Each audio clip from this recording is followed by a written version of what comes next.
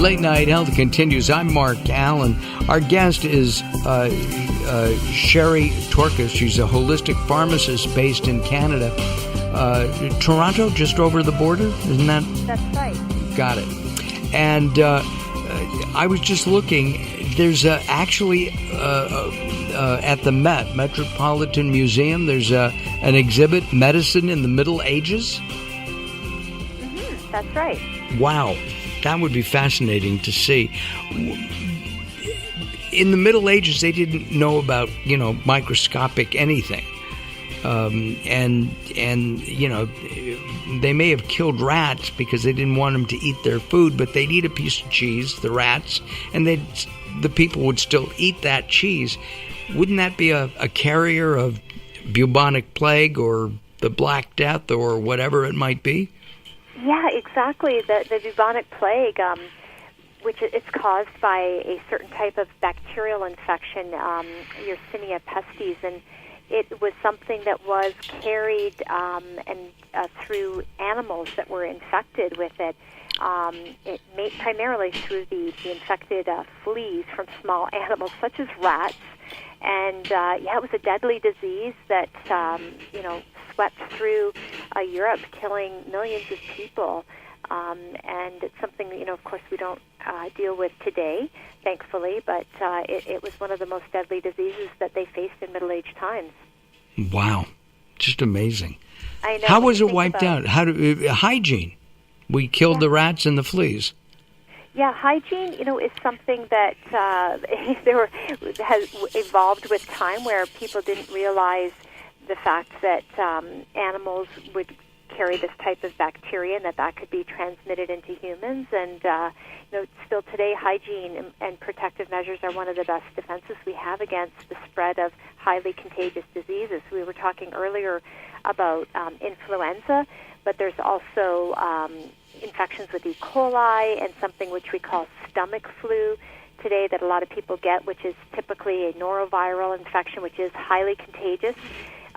Somebody that has it can easily pass it on just being in close proximity to another person. So a lot of the diseases that we still fight today are highly contagious, and that we can do a lot to protect ourselves with simple hygiene measures. And, again, as a holistic pharmacist, I always encourage people, too, to, make sure they're eating the right foods and also taking supplements and doing other things to support their immune system. I know that a lot of people go to the doctor and they say, I have a sore throat, give me an antibiotic. Right, and that's one of the worst things that people can do is pressure their doctor to give them antibiotics. And, in fact, we know that antibiotic resistance is a huge issue today, and it's being driven by the inappropriate use and the overuse of antibiotics. Antibiotics can be life-saving, but they are only effective against killing and destroying bacterial infections. They do not have any role in treating viral infections. So if somebody has a cold or a flu, unfortunately, usually it has to just run its course. You can take things to help speed healing, things to address the symptoms, but unless you develop a secondary bacterial infection, such as a bronchitis or pneumonia that's bacterial in nature, you don't want to take an antibiotic. And I actually spend a lot of time in the pharmacy talking people out of taking antibiotics when they're not necessary. But there is a mindset, I think, when people are sick, they want something to make them feel better. So, I would say to somebody who's got a cold or a flu, have a hot drink with elderberry and lemon, or have some honey for your cough, some of these other natural things to help. Raw honey or processed honey? Yeah, raw honey is fantastic. And, if you have, a sore throat and zinc lozenges, gargling with salt water, and again, back to the silver, which I love, that sovereign silver, you can have a teaspoon of that. It helps to support your immune defense. And that's an antiviral as well as an antibacterial. Yeah, antiviral and antibacterial properties as well. And so when you need an antibiotic, you want to make sure that it's going to work for you. So you want to reserve use for those times where it is necessary. We've all heard a lot about the superbug issue that's affecting society today, and the fact that a lot of the bacterial infections are becoming resistant to destruction by the antibiotics things that we used to use that were very effective, like penicillin and other drugs, they don't seem to be working as well today, and that's because the bugs are starting to adapt and change. And they're smarter than we think, aren't they? They certainly are. They really are. Going back to the silver, can you mentioned that you can take it like a teaspoon at a time. Can you take more than that, maybe several times a day if you're not feeling well? Yeah, you can.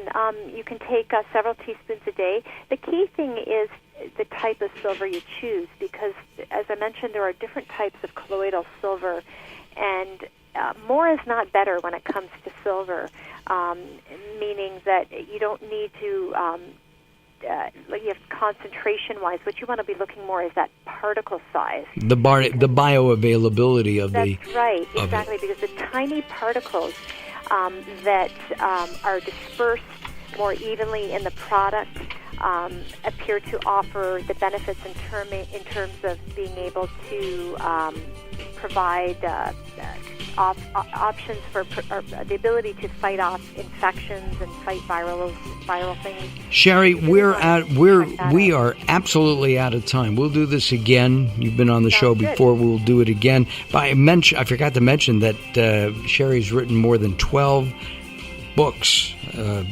on natural health.